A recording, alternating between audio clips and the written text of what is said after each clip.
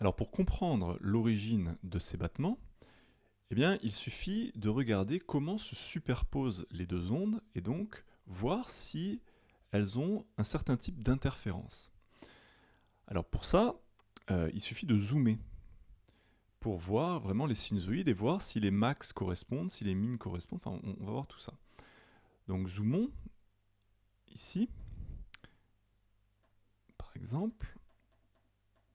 Donc voilà les sinusoïdes, donc jusque-là rien de très surprenant.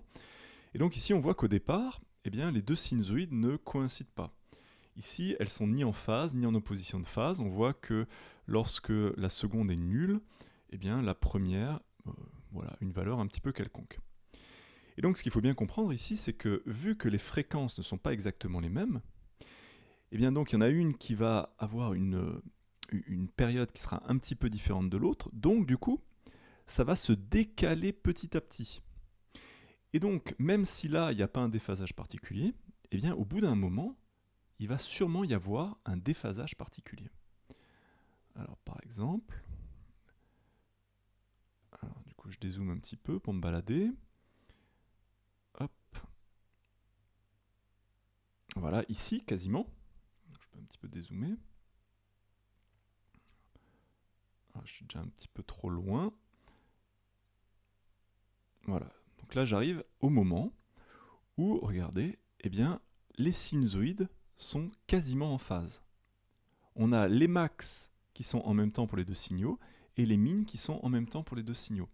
Donc ça veut dire que dans cette zone-là, vers 1 seconde 69, eh bien, on a des interférences dites constructives. On va avoir un signal total qui va être 2 fois plus important en amplitude et 4 fois plus important en intensité que chacun des deux signaux. Donc ici, on va être à un moment où le battement va être fort. Et puis si on continue à se déplacer dans le temps, eh bien à nouveau le décalage va opérer, et puis au bout d'un moment, pardon, alors comment je fais pour me déplacer, voilà, comme ça. Donc là, ça sera au bout de à peu près 0,25 secondes. Voilà, donc par exemple à peu près ici. Voilà.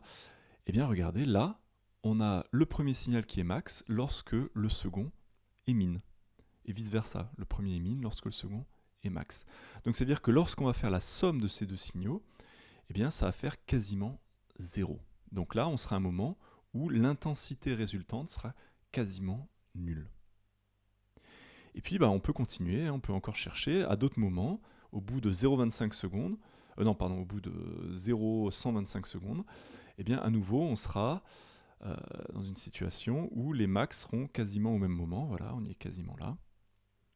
Donc là on sera à nouveau à un max du battement.